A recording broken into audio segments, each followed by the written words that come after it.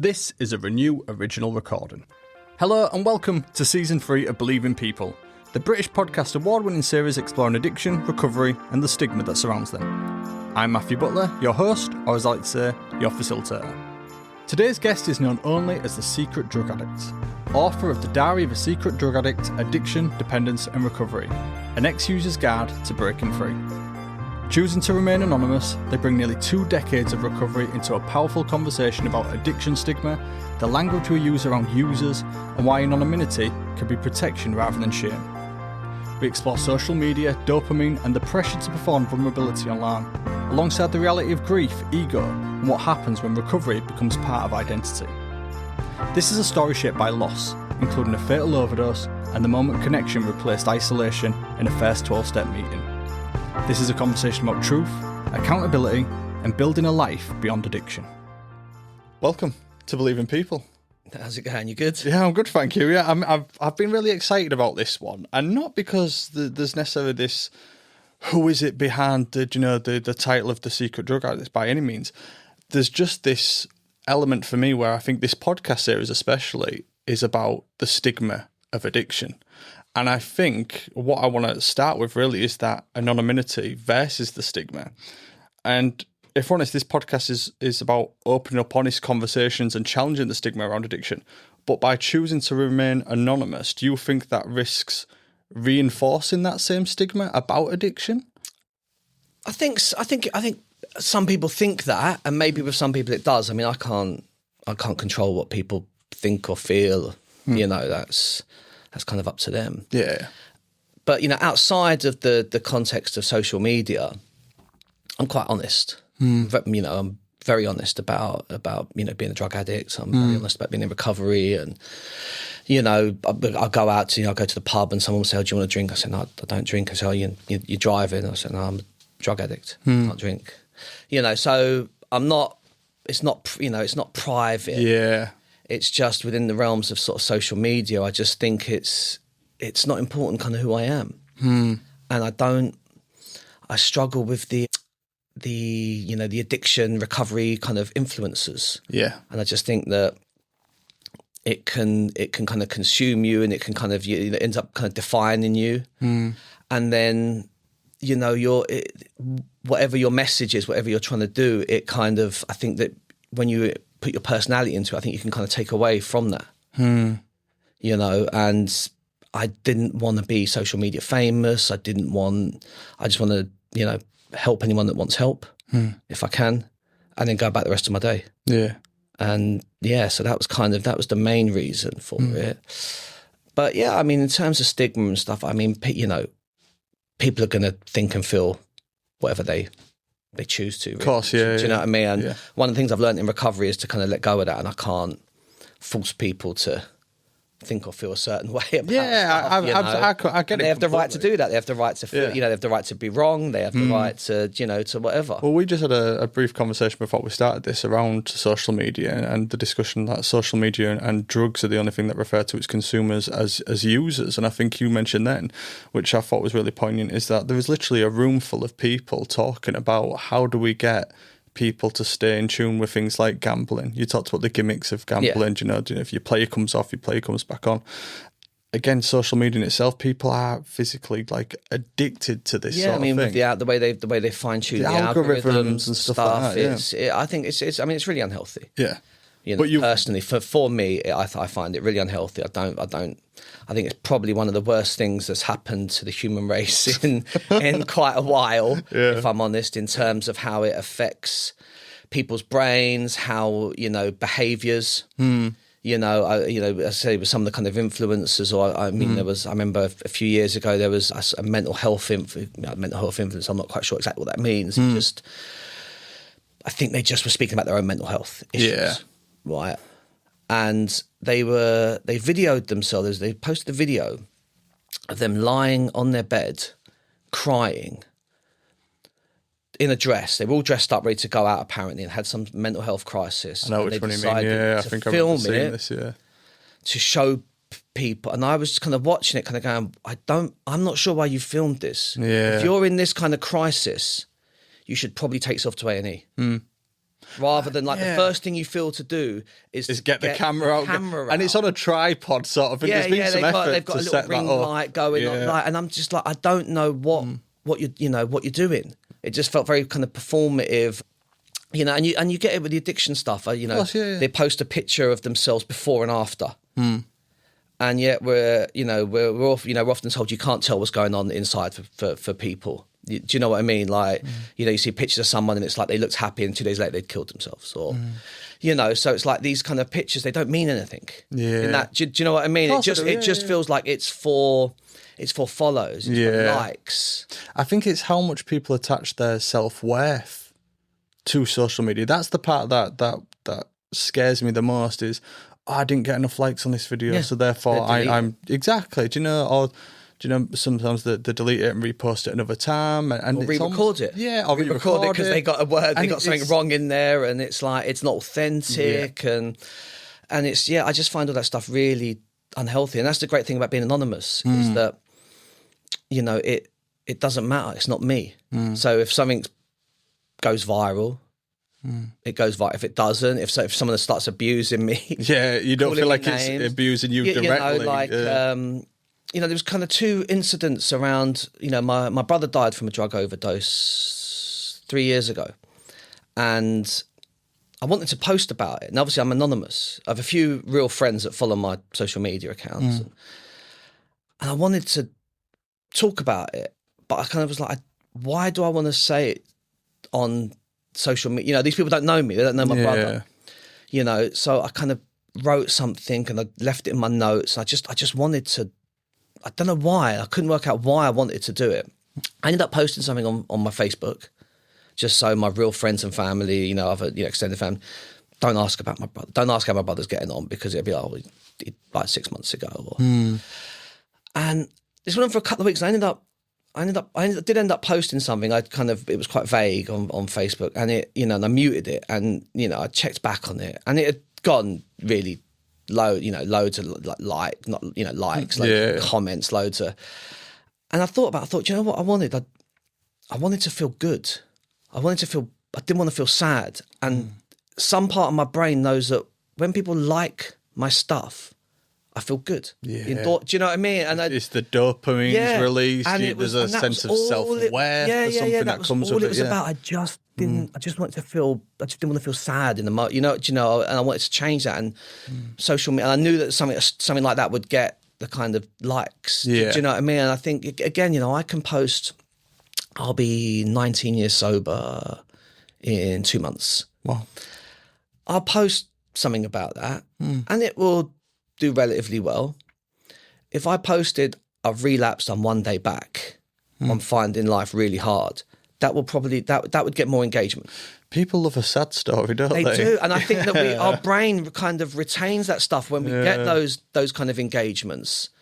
So you'll get people that will post stories and it'll be like, I'm having the worst day ever, and I'm like, you just missed the bus. Yeah. It's not. Is it really that bad? Do you know what I mean? Like, there's something in your book where you talk about gratitude, and gratitude lists, and I think it's always right in the sense of knowing. How can I say this? I know there's people that are worse off than me, and knowing people are worse off than me doesn't necessarily make me feel better, but it also doesn't I don't know, it doesn't validate the way I feel in any way. It can right-size stuff. Yeah. And it's like, you're... I'm still allowed to feel depressed even though there's someone in Africa that doesn't have access to clean water. Your pain is your pain. It's relative, valid, isn't it? Do you know what I mean? But then it's a case of right-sizing it. Yeah. And realising that, it could always be worse. There is always someone worse. You do have some positive stuff going on. Whatever that might be. So it's about looking for that gratitude in those moments as well. I think so, because life is tough. We all find life difficult, but we've also all got something, good going on. Focus on the positive. You go into recovery meetings, say you've got no money, you've got no job, have you got a roof over your head? You might be in a hostel, but you're not on the street. Yeah. There'd be someone in the meeting that, takes you out for something to eat afterwards, gives you a call, invites you some. Do you know what I mean? They'd be like, oh, we've got a unity day. Do you want to come? It's like the most pressing things ever, but at like 3 months sober, 3 months clean, I'm like, yeah, I'd love to. Well, there's a football competition. You're doing a recovery football competition. Yeah, I'll play. There's always something. Do you know what I mean? To focus on something to be positive about, isn't there? My life's pretty good. Most of the time, I don't think it is. But my life is good. I go out, I do stuff. I'm busy. I go to concerts. I go to festivals. I play football a couple of times a week. You said in the book about sometimes taking your sobriety for granted as part of that gratitude. Yeah. What does that look like? Well, you take breathing for granted, don't you? You're grateful. I get it, yeah. Who genuinely wakes up every day and is grateful to be alive. There might be a sense of gratitude when someone around them dies. Yeah. Or if someone gets diagnosed with like a cancer or something, you go, I'm so glad I haven't been. Glad it's not me. Yeah. But day to day, who is walking down the street, with the wind on their face, the sun out, feeling grateful? Yeah. Maybe they are. Maybe it's just me. I don't know. Maybe I'm just a miserable guy. But there are you're right. There are moments. You will experience moments of gratitude about life, but I don't think anybody ever wakes up every day and do you know what? This sounds really silly, but do you know when I have like a cold and I can't breathe through my nose and I've got a blocked nose, I sit there and think, God, wasn't it great when I could breathe through my nose? Do you know what I mean? And then when my sinuses are clean and I've completely forgot about how lucky I am to be able to breathe through my nose again. And that's it's only when you don't have it or when you don't have it. You kind of go, do you know what? Like, I slipped a couple of discs in my back in my early 30s and was like, thought I was going to end up with a walk. By the time I get to 50, I'm going to be walking with a walking stick. I'm all hunched over, and it's not too bad now. I get out and I managed to play football a couple of times a week. But there was a guy in the meetings, that like had quite serious spinal issues. I was like, grateful that I've only just got 2 slipped discs. Do you know what I mean? All sorts of sciatica going on. It was like I was really miserable, but I was like, I'm grateful. It was just that. So it's only when stuff happens you're kind of like, that's when you become grateful for it. Mainly, most of my gratitude these days, I suppose, when I do get it, is around my daughter. When she's doing something.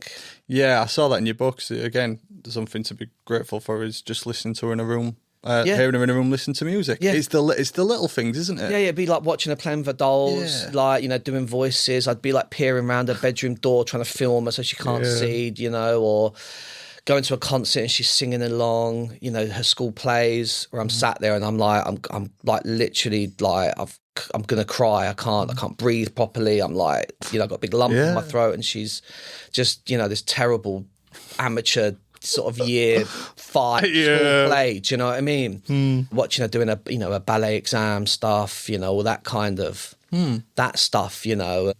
Sunday mornings is quite a good one as well in the summer. Yeah, waking up on a Sunday morning, getting the curtains open, having lying in bed with a coffee and listening to some music. Do you know what I mean?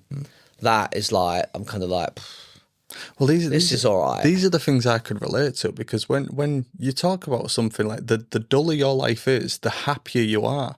Yeah. Nothing has ever resonated with me so much, because that is me down to a T.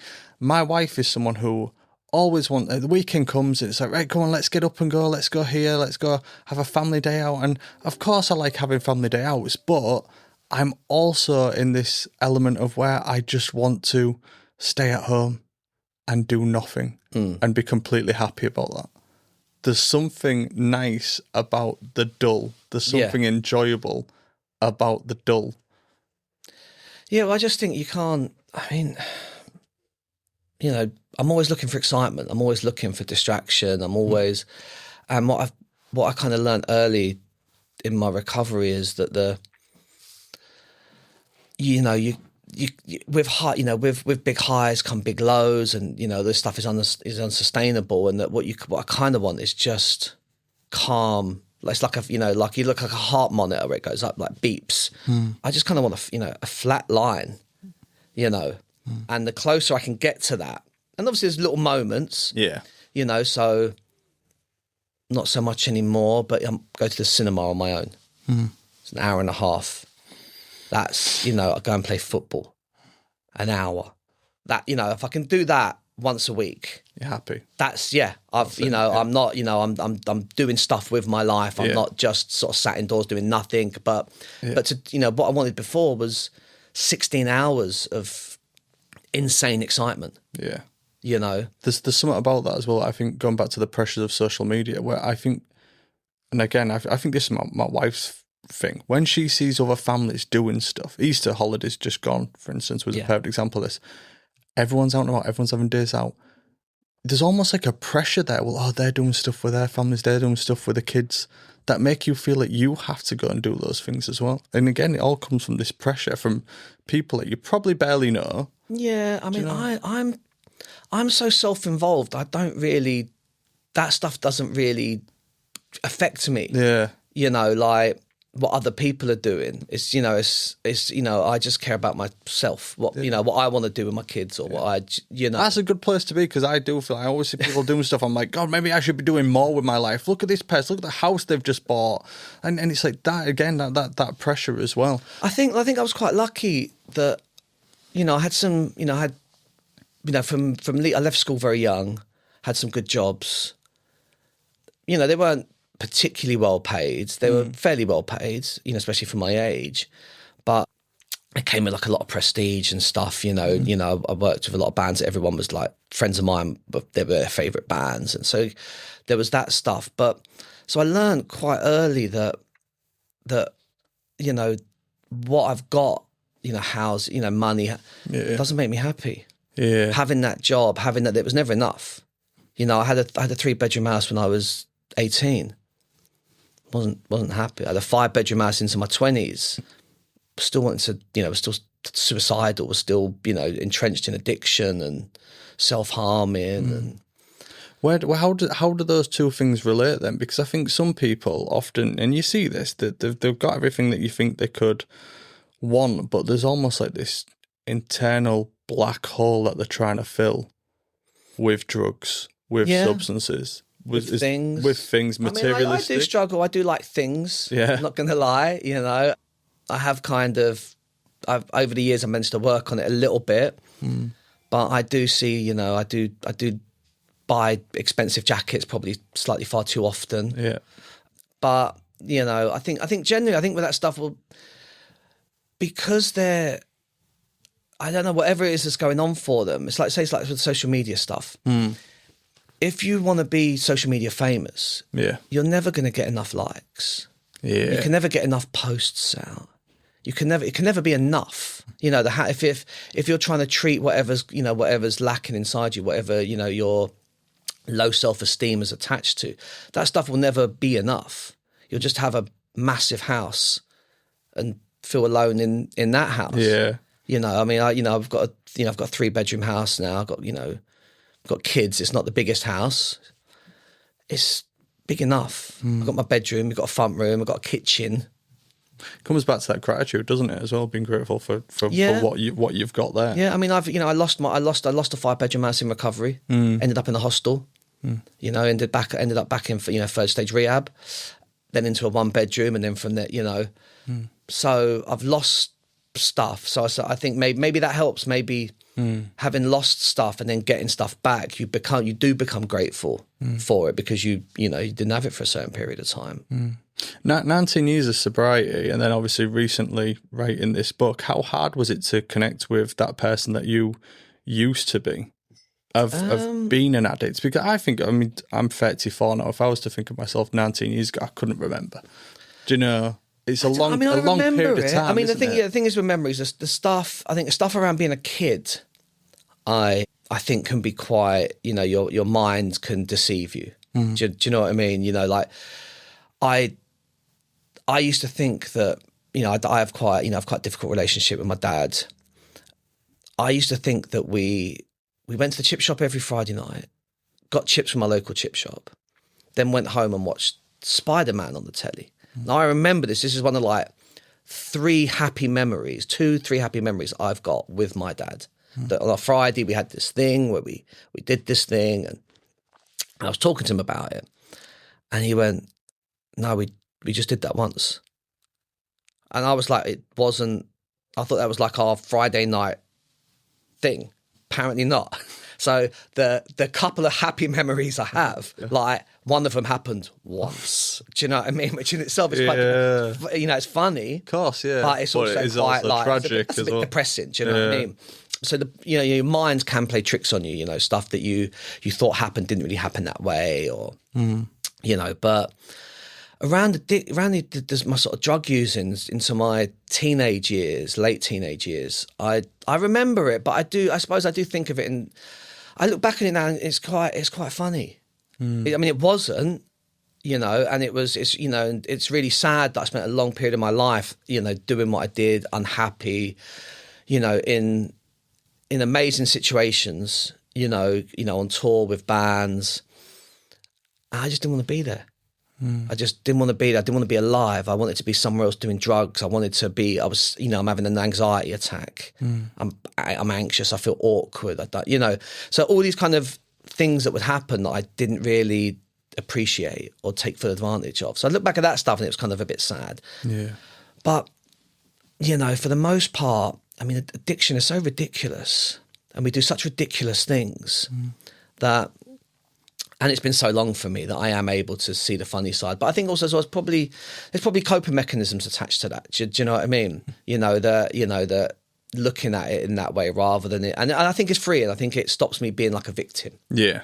This was done to me. It's like I did these mad things. Yeah. Do you know what I mean? Like I remember, a pal of mine, we'd run out of drugs and there was a mate of ours who was a drug dealer, but he lived with his mum, so he couldn't have the drugs in the house. And my mate was sure that he buried his drugs in the park over the road from his house. So at 3 o'clock in the morning, we're in a bush with no lights, pitch black, digging holes in the ground, trying to find his drugs.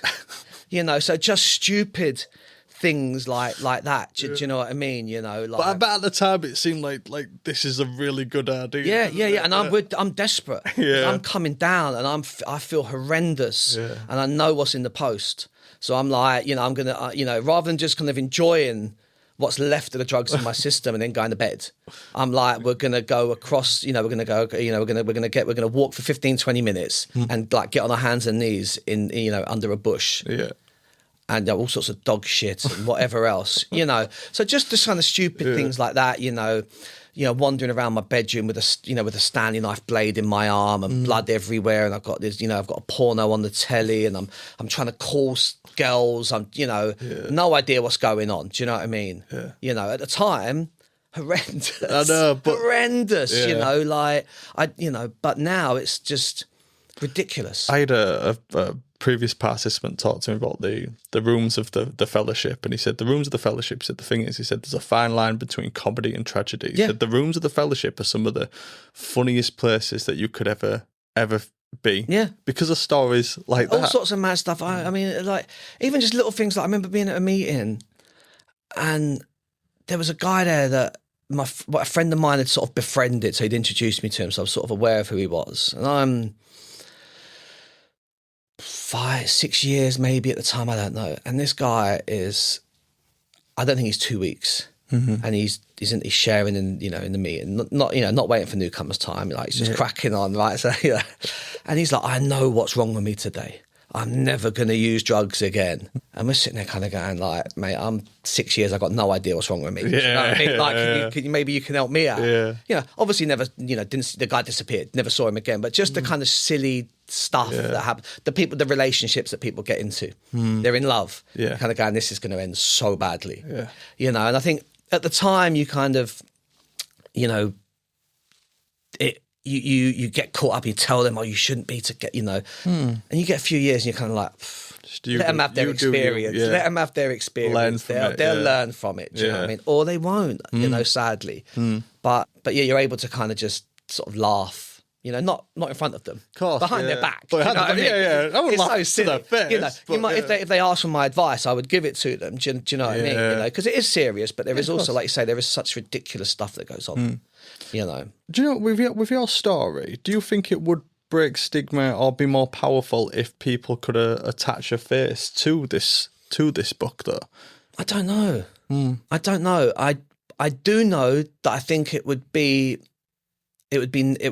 wouldn't help me. Yeah. I think it would impact me negatively. In complete terms, not because of like, oh, people would then start judging me, but my ego doesn't need this. My ego doesn't need me to be. It kind of does, I suppose. It does. Like when people go, oh, you're so like humble because of the anonymity. I'm like, I'm not. I've got a raging ego. I'd love people to kind of walk down the street and kind of go, oh, I recognise you. I read your book. Yeah, I read your book's brilliant. Really helped me. Yeah. And I get messages like that, and I've started to get a few, recently, and it's great. I really appreciate people sending me messages, but my ego doesn't need that because it will just run with it. Yeah, and it's really, it's important to stay grounded, stay humble. And that's the thing we were talking about, the kind of social media, kind of the influencers and stuff, when their ego attaches to it, and it becomes less about maybe helping people or trying to influence people. I'm not quite sure how they influence people. Yeah, no, I get it. But it becomes a vehicle for their ego, for who they are. Do you know what I mean? And then a way for them to sort of monetize that, maybe. 100%. I think the opposite of what I've just said, and I think what it could be even more powerful, actually, is that when you are reading this book, you're not thinking about someone's experience, actually, because it's anonymous, because we don't know who it is. We can see ourselves in the words. That's it, yeah, you can attach whoever you want to it. Yeah. Do you know what I mean? So whatever your preconceptions are of a drug addict, whatever they might be, whether it's like a guy in a shop doorway crouched down with his hand out, or whether it's the middle-class housewife that's drinking 2 bottles of wine every night, or whatever. Do you know what I mean? Yeah. But I just know for myself, it's not. It wouldn't be good for my ego to kind of do that. And I it helps right size. It helps me stay grounded. And I think some people might say that anonymity can sometimes shield you from accountability. How would you respond to that? Yeah. I mean, I suppose I can see that, because you can kind of, no one knows who you are. You can say whatever you want. Yeah. But I was, not that time is the be all and end all, but I was 10 years sober when I started the account. So, I'd been in recovery a while, and my motives for it were quite good. I take it very seriously. Again, another reason I struggle with the social media stuff with the influencers is because and sometimes it comes from a good place. It's like, I'm 6 months clean. I'm going to start a social media account. And it's like, just get well. Yeah. Just go and get well. See you, let people see you getting well. Don't start giving advice and talking about sobriety because you're 6 months sober. Yeah. Just get well, and then maybe come back. Start off with little things. Do you know what I mean? Like, that's what I loved about 12-step meetings. Just stand at the front and say hello to people. Ask them what their name is. Ask them if it's their first time here. Bring them in, introduce them to the person doing the literature. Yeah. Point out the coffee where where the teas are. And then you move into, once you've read the literature, maybe, pick up that commitment, and you move around, and, rather than sort of jumping in. I think there's something in that, because I run a volunteer program, and I get a lot of people that are in early recovery that want to volunteer, they want to give back, as they say. But I also think there's also this part of me that wonders if they're trying to skirt around the need to address their own issues because sometimes they want to fix other people. And if they're fixing other people, then I'm obviously in recovery because I'm a peer mentor, I'm a volunteer. My recovery can't be questioned. Again, ego can attach. And we've all got an ego, but it has to be sort of right-sized. Do you know what I mean? And I think that especially, drug addicts, it can because we have, a lot of us have low self-esteem. So it's this horrendous, painful place of low self-esteem, but an ego. Yeah. And it's like, you can help people and feel good about it, but understand that this isn't, your value doesn't come from this. That's it, yeah. Do you know what I mean? That this is just something that you do. And that's a great thing when I pick up my phone, I go on I go on Twitter, X, whatever, Instagram. I then put the phone down, it goes in my pocket. Yeah. I then go and get on with the rest of my day. That's not me. Do you know what I mean? My value doesn't come from any of this stuff. And I think sometimes as well, with you're talking about like peer mentoring and stuff. I do struggle sometimes with a lot of charities, and I think they take advantage of people. I think that it's free labour, and I just are we considering the person? Yeah. You know, like you go, oh, they can do this for us, which means we haven't got to employ someone. And they might be kind of okay to do that. You know, they might have the life qualification skills, whatever. But are they in the right place? Yeah. What, you know, like I did some work for a charity, and they was doing a podcast, and they wanted to talk to people about their recovery, and they're getting people in the 6 months, and I'm like, what happens if this person relapses?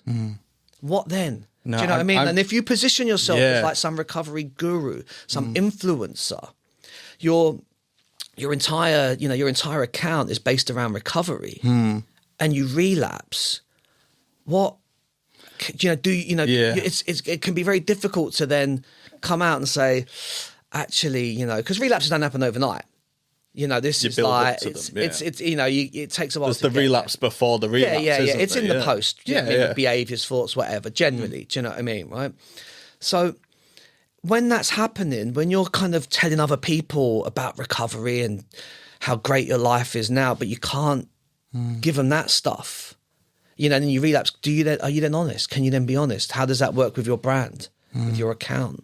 Yeah. You know, and I just think if you've gone around the community going, I'm doing all this mentoring now, and it's like, oh no, actually I fucked up. I wasn't honest.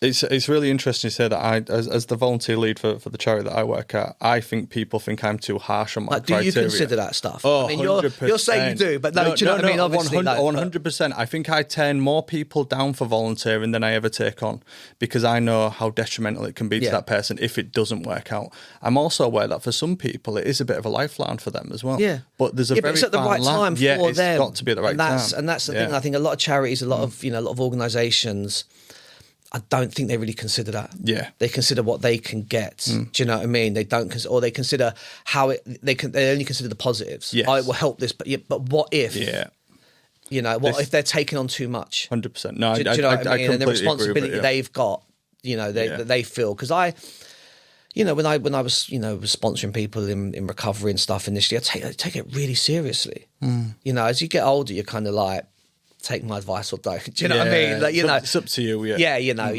have an experience, come back and speak to me, and we'll see how you got on. But initially, it was like my recovery is so linked to theirs. Yeah, that if they're not doing stuff, it's like it's affecting me. You know, and again, you know, learning really early on that, you know, it's their lengths, not my lengths.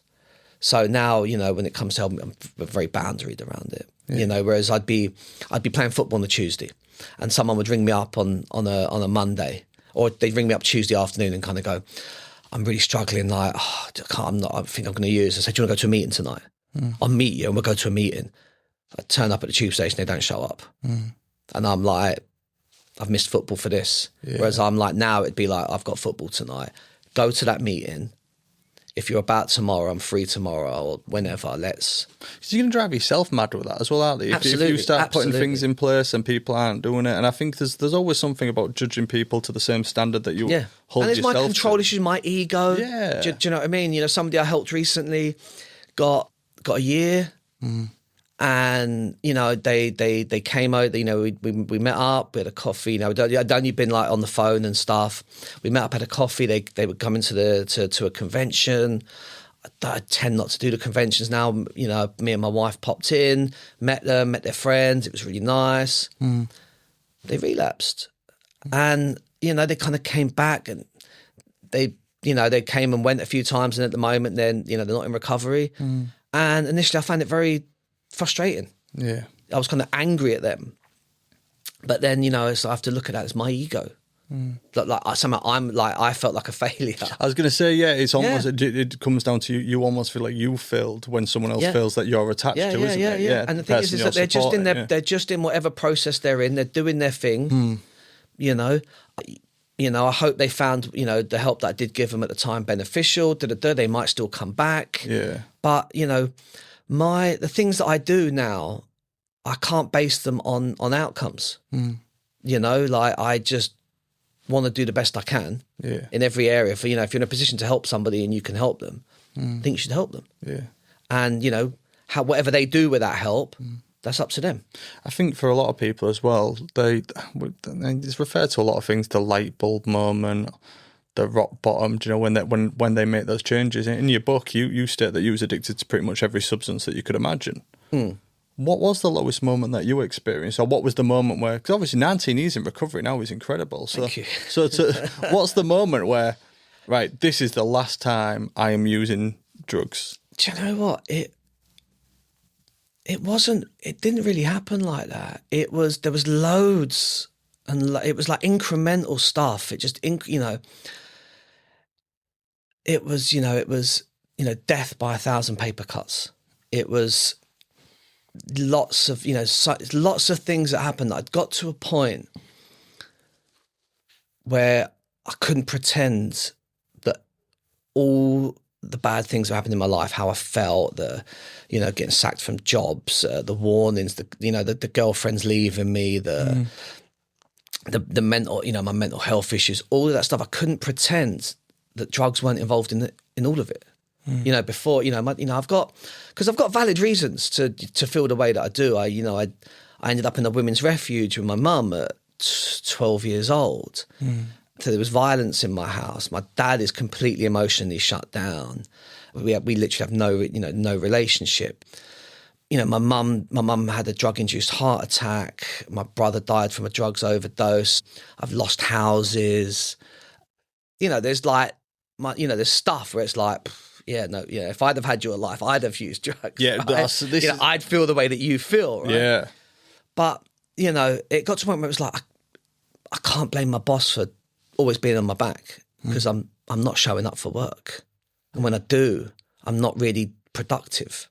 I mean, I remember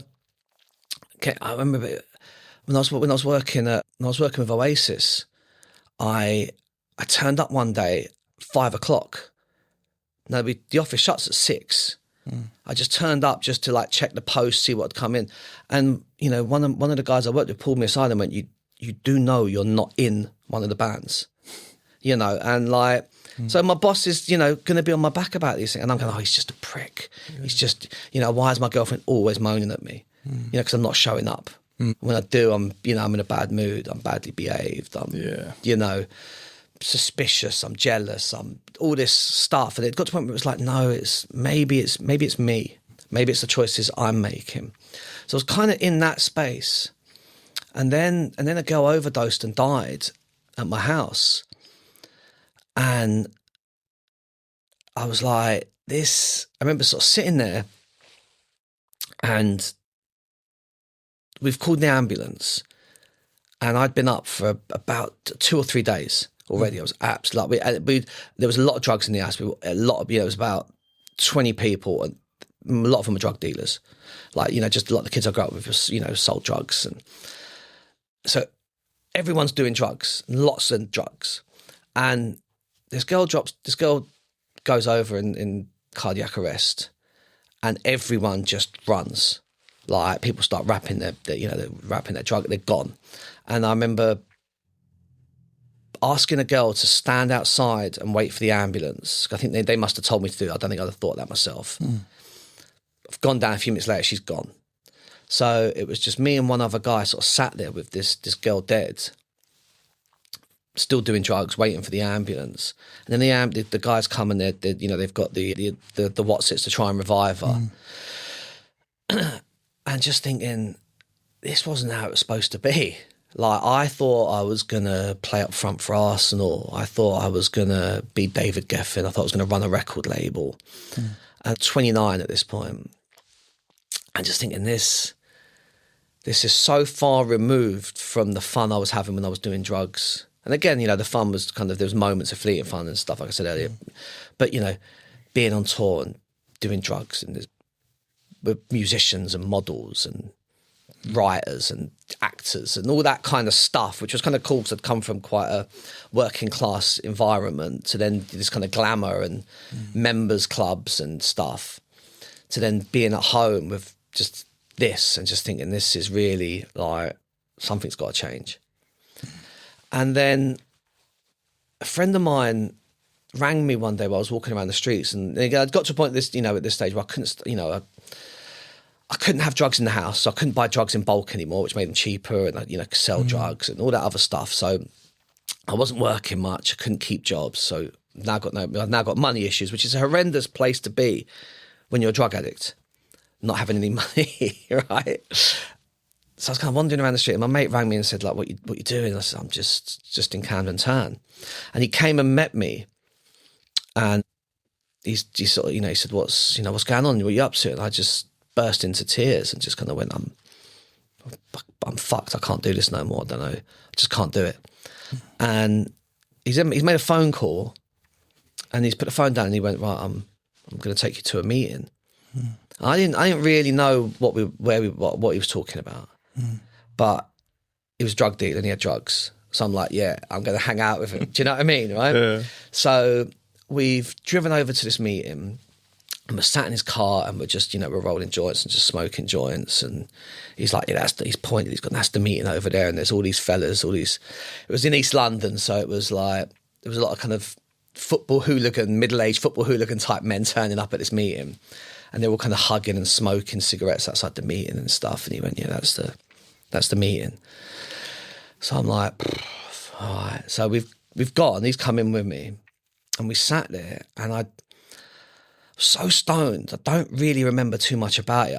I do remember the guy talking about doing drugs. When he did drugs, he always did more than he meant to do. When he stopped, he could never stay stopped. And when he did manage to stop for brief periods of time, he was always thinking about doing drugs. And he also spoke about unhealthy relationships with women. And I had this moment where I was like, I thought I was the only person like this. Yeah. I thought it was just me. And, lots of my, all the kids I grew up with, guys, musicians I worked with, quite a lot of drug addicts. Degenerate, like they've got drug issues anyway. They do a lot of drugs, and it impacts their lives negatively. I always seem to be worse than them though, So I never thought, oh, they're the same as me. I've got, I was always alone. And so this moment, there was just something about it where it was like, it's not just me. And I found that really powerful, that I'm not this unique snowflake having this unique experience. There are other people. And he mentioned something about some stuff about recovery, but that was the stuff I really sort of latched onto. And then after the meeting, people, so that was it. Then they sort of do they do a clean time countdown stuff. And I had no interest in total abstinence. I had no interest in recovery. I just wanted to use drugs how I used to use drugs. When I was like 15, 16, when it wasn't too bad. Before it wasn't, yeah. Before there wasn't any problems. Yeah. When it was just fun. And when I ran out of drugs, I could just smoke a joint and go to bed. Yeah. And get my girlfriend back. That was kind of it. And so they got to I wasn't even here at their first meeting, and I don't know, I just got caught up in it. And I'm like, because they're all clapping a year, multiple years, 18 months, 6 months. And I've just got up and I'm like, in it, and everyone's clapping, and I got a key ring, and then people are coming up to me afterwards. What area do you, whereabouts do you live? Oh, there's a meeting tomorrow. You should go to, And I had nothing going on. I had nothing going on in my life, so I got up next day and went to a meeting. And then at that meeting, they went, "Oh, wait, there's a meeting tonight. You should go to it." And I went to that meeting, and just carried on doing that. Was you using in between these? Or no, stopped. Yeah, so what stopped you got instantly. from that I meeting? just suddenly, I remember that was the thing, they talked about, drugs being like an allergy, and, they used all that kind, and it just suddenly made sense that when I started, something lit up in me and I just could not stop. That I'd travel for, across London, to get drugs. If that was what it took. Do you know what I mean? In this period, in the years going up to any time I went on holiday, I'd always take drugs with me through customs and stuff, like kind of going fucking over there. Yeah. I couldn't go anywhere without drugs, I was a daily drug user. And it just made sense. It had never been explained to me. I'd always used to say to people, I'm a bit of a drug addict. Even before that. Or you are. Yeah, well, it's I don't know what is a bit of a drug addict. Yeah. I don't know what that means. I knew I had drug problems. I knew that my relationship with drugs was unhealthy. Because the people around me, they just didn't use like I did. But I didn't understand addiction until it was kind of explained in that way.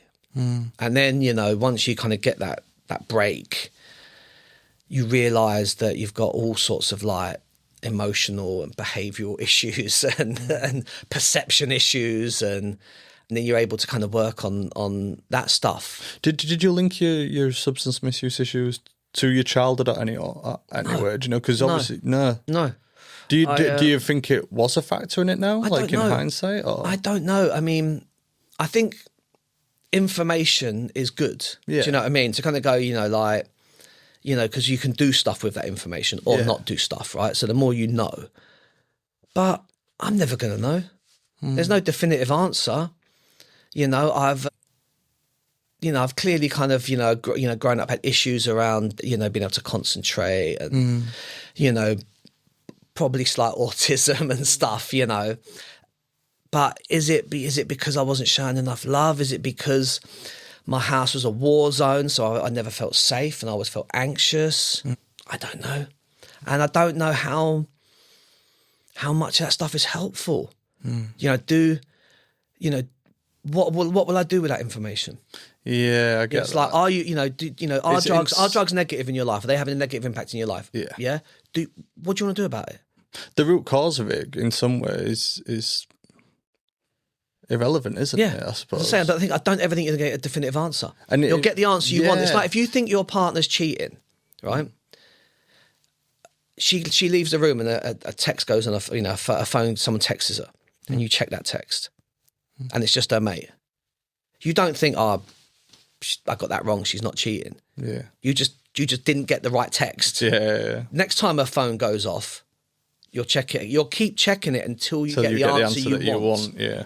And I think it's the same with this.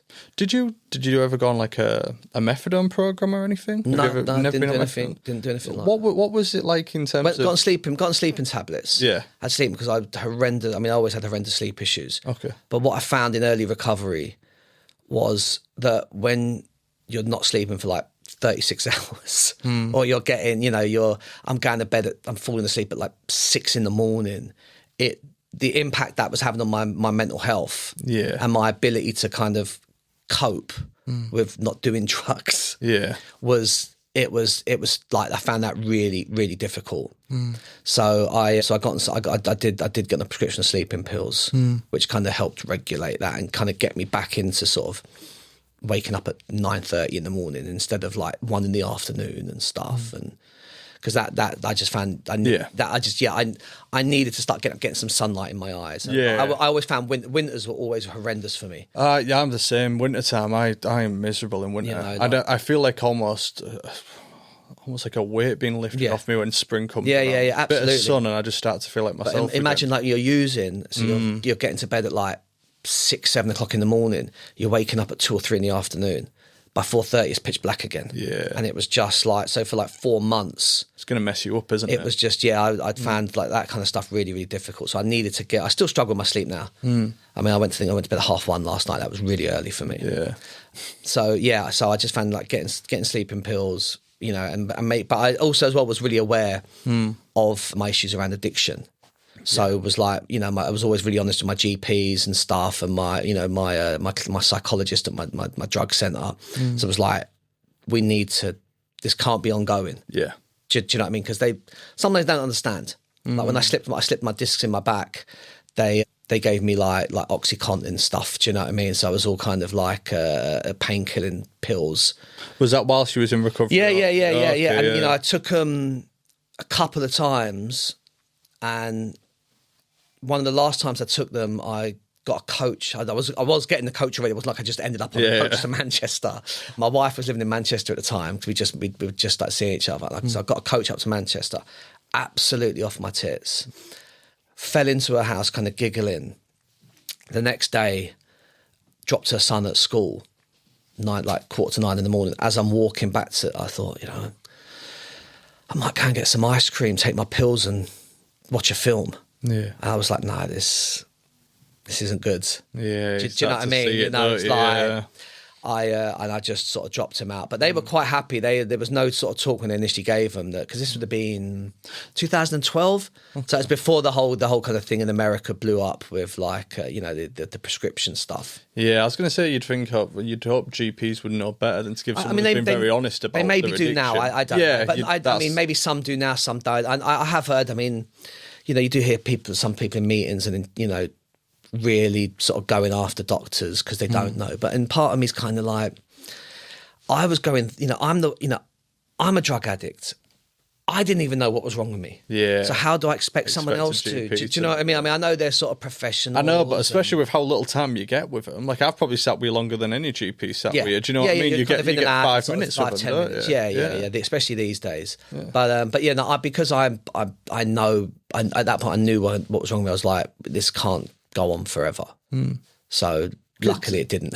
Take us into that, going back to that first day of recovery then, what did it actually feel like? And what I mean by that is not what it should feel like, because I think there's different interpretations. What was my first year of recovery like? Your first day, well, them first days, because obviously if you're taking all these drugs, you're still experiencing, you haven't gone to this meeting, you've come out and you now immune to the withdrawal symptoms. No, absolutely, it was horrendous. It was horrendous. Yeah. Everything was horrendous. It was. That's why I asked about the methadone program. Yeah, it was. Everything was horrendous. My brain was just.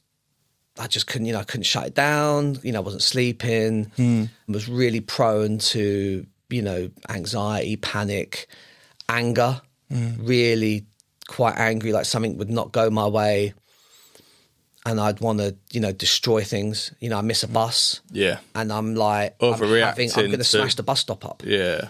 Someone's, a pedestrian's walking past and I'm like fantasizing, attacking them because I've missed a bus. There's going to be another bus in 4 or 5 minutes. We're in London. But do you know what I mean? Catastrophe of the situation. Yeah. It's like when you go shopping on, it's like when you go to the supermarket on a Saturday and you see some kid in the aisle just going mental. It was like that. It was absolutely horrendous. So.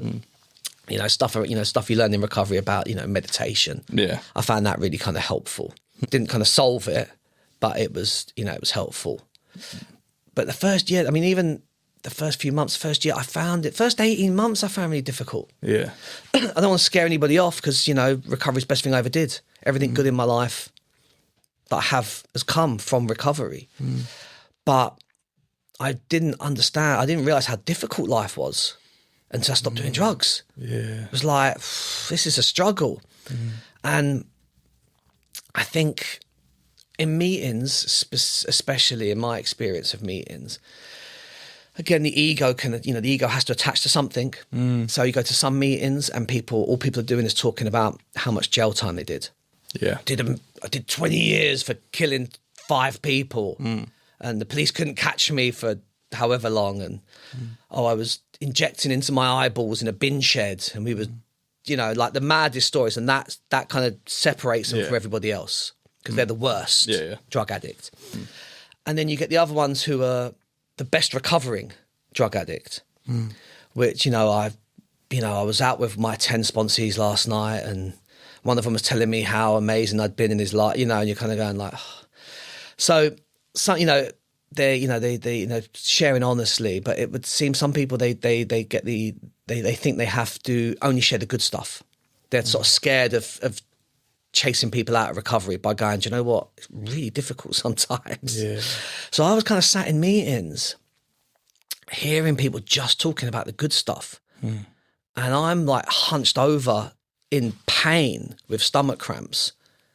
I don't know why my life is so difficult. And, and what I realised was, I'm kind of thinking, what am I doing wrong?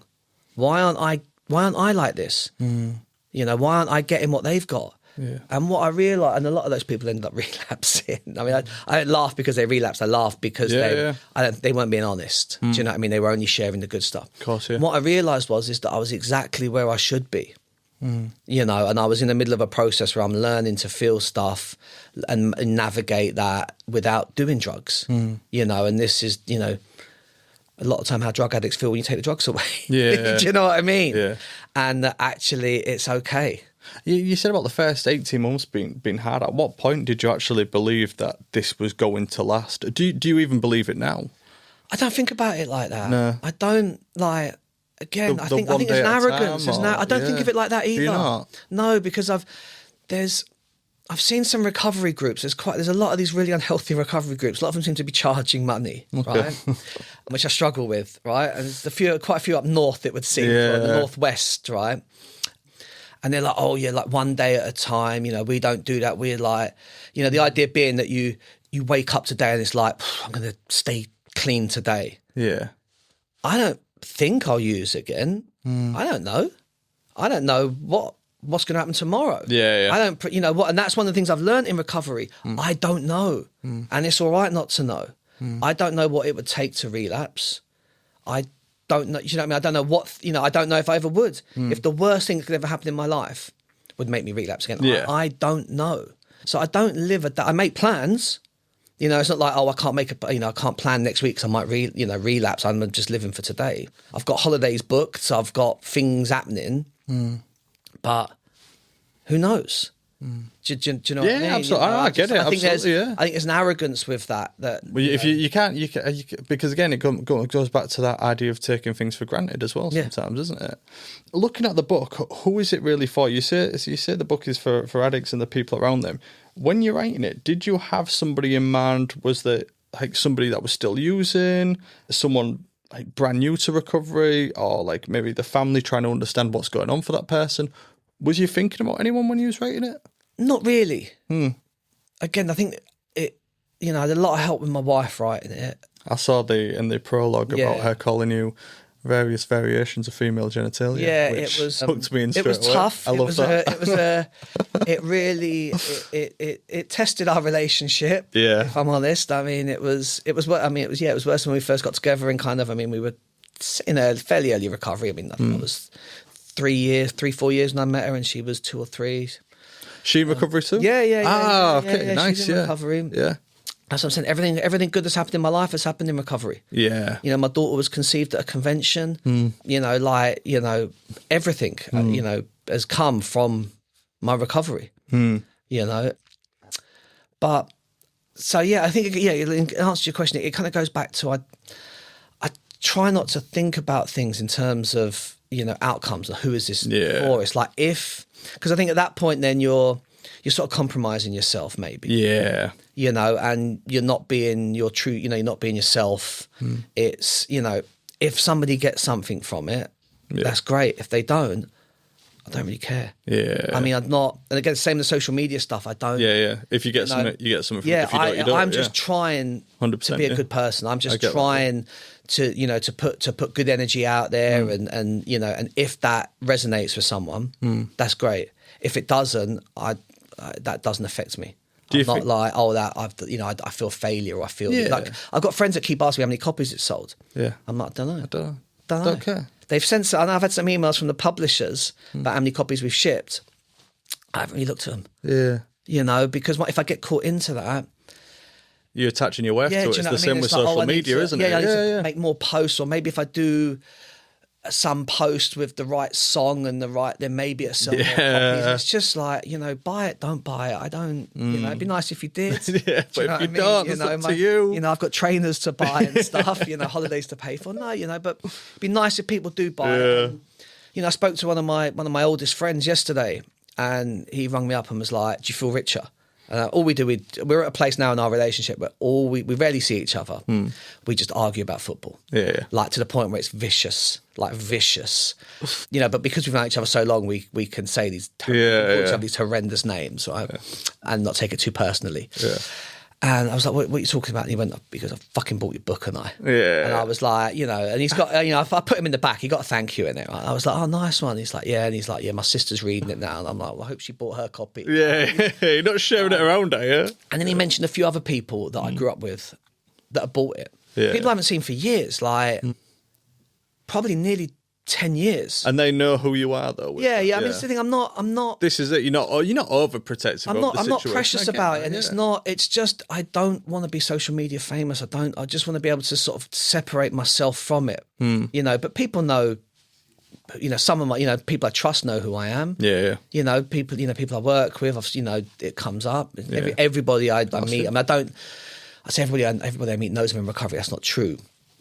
everybody that knows me fairly well knows I'm in recovery. You know, it's not something I haven't made it my personality. Yeah. It's not something I don't lead with it, but, you know, I'm more than happy to kind of discuss it, you know, and that's a weird one. Because I say, like we were talking earlier about like being in the pub and someone saying, oh, you drive? And I said, well, no, I'm a drug addict. Or sometimes we just say alcoholic just to, because we're talking about booze.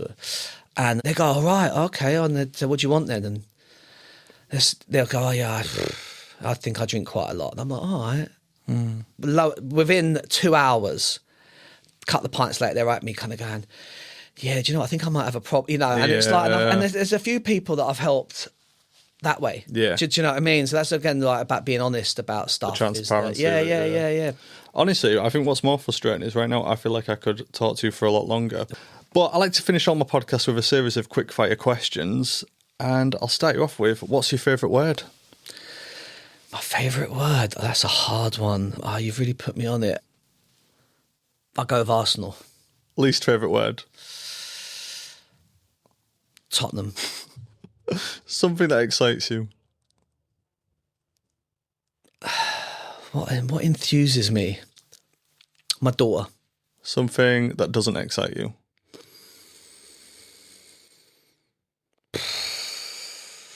People making recovery their personality. What sound or noise do you love? Lou Reed's voice. Sound or noise do you hate? Jess Glynne's singing voice. Dream job? My dream job? That's a tough one. Do you know what? I know more about the jobs I'd hate. And well, that's the next question. Yeah, oh God, I should have. You should have warned me about these. My dream job would probably be running a record company. Nice. 40 years ago. Yeah, not now, but 40 years ago. Worst job you can imagine doing? Worst job I can imagine doing? I think being a drugs worker in the current climate. I mean, I think there's a lot of red tape. And, you know, lack of funding and just the kind of frustrations that kind of come with it. And, I love helping people, but I love being just, you know, being able to do it as yourself. I think it consumes you. Do you know what I mean? Yeah. If you're in recovery and you're doing that, I think it has a danger. I think you have to be really, you have to be able to be really boundaried, and I think you have to be really healthy in your own recovery to be that boundary. Absolutely. That it doesn't kind of consume you. And then lastly, if heaven exists, what would you like to hear God say when you arrive at the pearly gates? You took your time.